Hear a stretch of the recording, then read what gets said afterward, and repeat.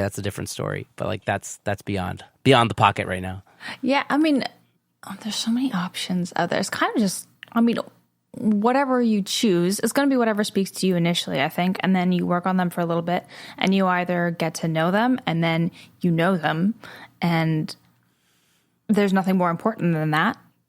Or you find that you need something more from your monitors. And I feel like that there's so many factors, like the room being probably the biggest factor there, sure. but also personal preference and what you're latching onto in a mix and what, just even the response of your own hearing. The vocals, I think the coolest thing about the vocals in general that I've heard, I haven't heard a lot of them, but I've worked on a few different pairs and I couldn't even tell you what they were, but they were super translatable. Like I sat down in front of them and right away I understood what's happening. I could see a clear picture and I don't even think that was because the room was particularly amazing. They're just, it's obvious that they're pretty, like they're solid monitors. At least the ones I've used. Do you think it's more important to like the monitors or for them to like, meaning is it about how you like the way they sound or is it about how you don't like the way they sound so that you could like, with the NS10s, like nobody likes the way they sound, right? You just, but it forces you to work harder. You know what I mean? Yeah, I think it's just, it's what you're used to and it's the information that you're getting. So as long as you're getting the information that you need, I think that's the most important thing. Sometimes that can't be monitors because you're just working in your bedroom, right? Like it doesn't matter how good your monitors are in your bedroom, the room is going to make them lie to you. Right. So headphones are probably the more practical solution in that scenario, right? So it just depends, I think. Wait, so are you? So you're referencing on headphones and the ATCs when you're mastering? Yeah, totally. And I like to sort of spend some time on each. Like I might start and then start on headphones and then bring it to the ATCs. That's my favorite way to do it. And then do my QC pass on the headphones again. Just to sort of, first of all, most people are listening on headphones. So to have the final product be done on headphones makes a lot of sense to me. That's how it's probably going to be consumed. And then it's just a very different listening experience. Because ATCs in a room like CPS does not exist anywhere else. That is not reality. That is my spaceship that only I and Brock get to enjoy, right? So it's not super, super relevant. I love that you said that because nobody, even hi-fis people don't really have anymore, right? Everyone's just rocking the AirPods. That's, totally. Or Beats or whatever the hell they're listening to. Exactly. Yeah. So, but just going back to your question, which I really liked, some people want their monitors to give them only negative feedback. Right? Like only show them the ugly stuff. So they mix on our tones or NS10s, even though I love the way that NS10s sound so much with a sub. But they're papery and they're strange. And they're very mid-rangey. So some people like that. Like if my mix does, I want to listen in the worst circumstances possible and I still want my mix to sound good, and sometimes that is AirPods or the trashiest like Sony earbuds, $20 Sony earbuds or whatever, and that's how people thrive. And other people need all that detail. They need their hi-fi, and it's probably just how they're how they're listening and how they're reacting. And again, just it's almost like a means of communication with their gear. Everyone's going to communicate slightly differently. Everyone needs different information from their monitors in order to react and do their best work. And so, that's my good. take I like on that. It. That's a good way of phrasing it. Yeah. I mean, I the reason why I need to upgrade my monitors is because my monitors are kind of lying to me at the crossover point because I have. Yeah.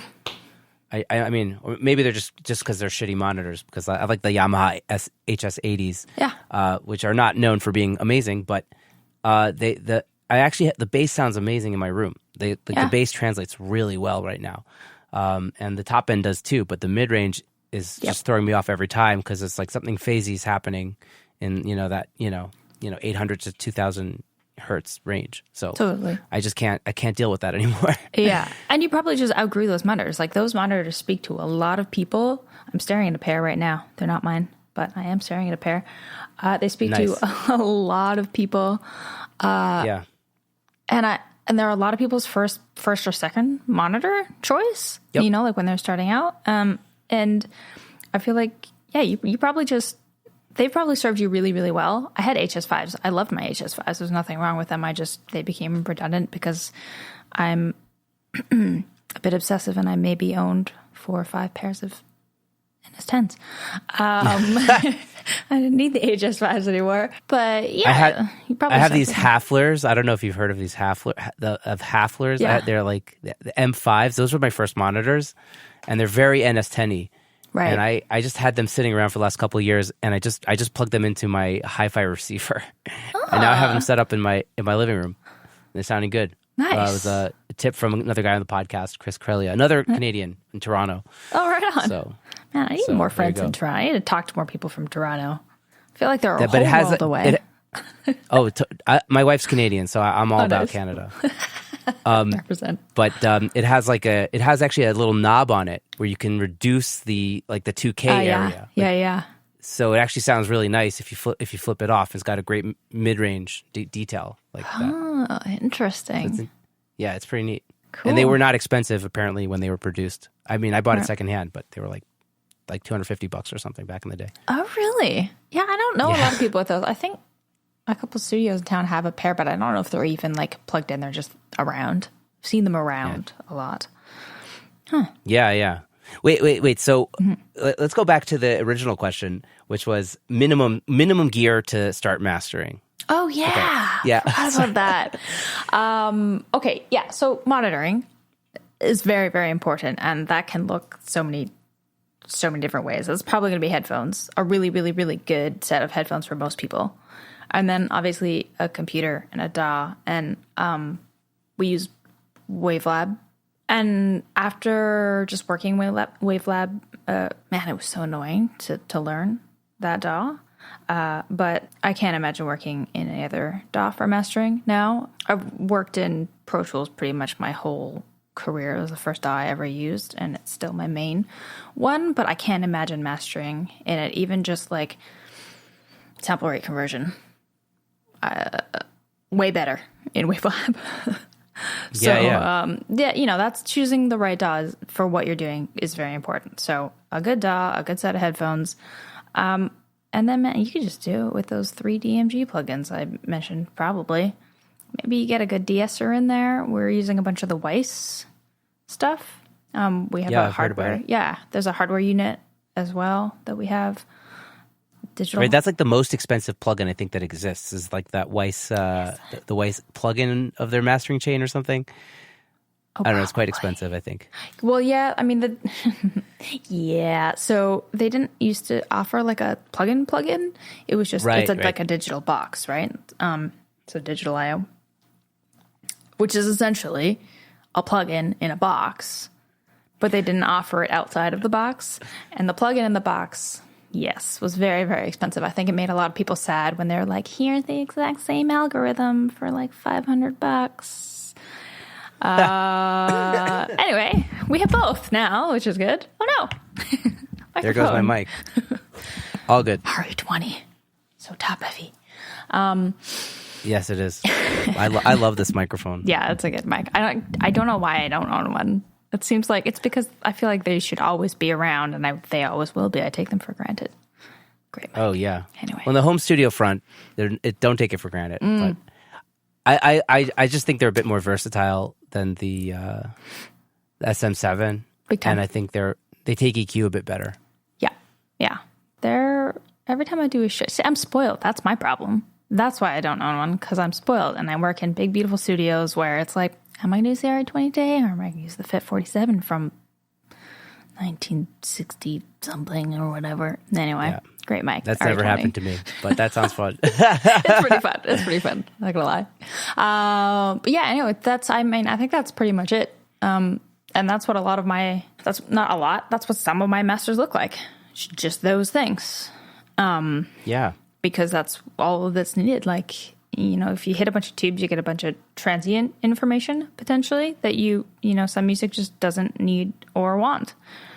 And so sticking digital is just the way, keeping it simple, keeping it minimal. Sometimes that is just the way. So you can absolutely get started with just those few things. So monitoring. Oh, and then just I didn't actually describe what those DMG plugins do. So multiplicity is a multi-band compressor.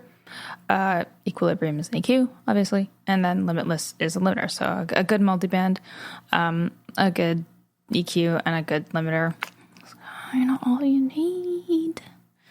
You do a lot with those things. Do you find like you're setting a multi-band compressor very similar to how you would set like a regular compressor, like everything with the same attack release, or it's like super different in the different bands? Totally depends. I think, given the rest of the chain, I'm often using the sidechain filter on the Veramu. I can control sort of the high independently with the DS, with the Weiss.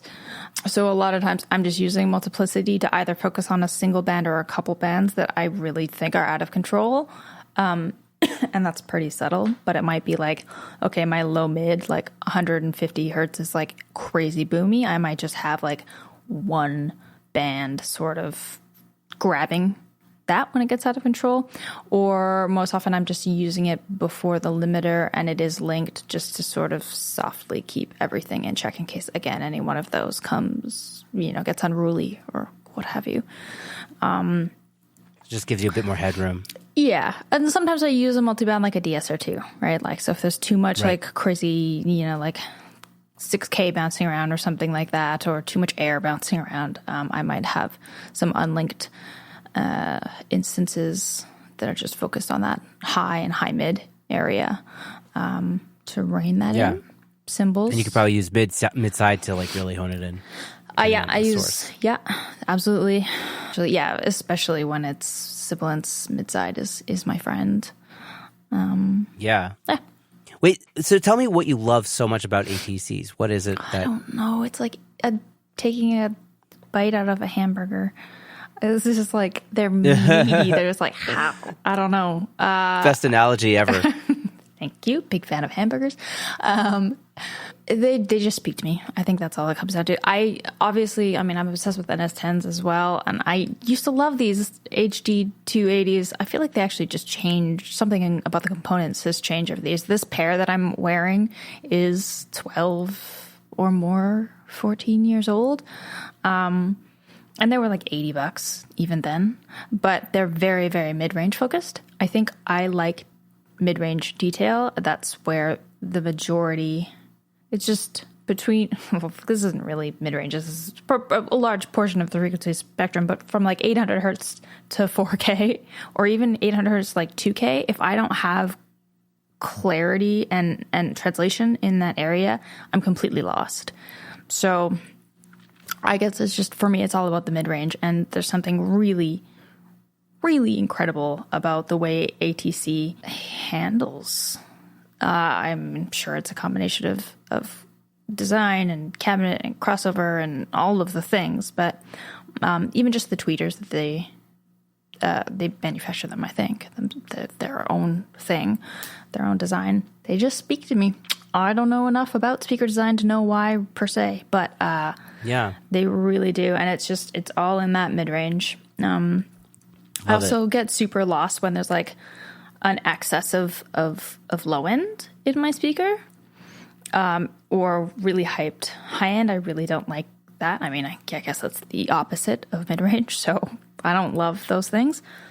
When there's too much information in those areas, I find it can be quite overwhelming, like information overload or something. So yeah, it's just the detail and the clarity in the mid-range that I just can't be beat. Really can't. Yeah. For me. No, the mid-range is the most important thing because that's where everyone's competing also for space. Absolutely. And I'm with you. Do you have any practices to stay fresh and creative in the studio? Like, we all have days where we just don't even want to get out of bed, and there are days where we're just like, buzzing with energy. So like, if you have like a low day, what do you do? Coffee? Hell yeah. I do a lot of weird, I do tons of weird shit for sure. Maybe one of the quirkier things, I don't know if it's quirky or not, because it's always kind of been just something I do for myself, is if I'm feeling really lost in a song, like I don't know like am I boosting too much? Am I cutting too much? What am I hearing? If I'm really lost, a lot of times I'll just go back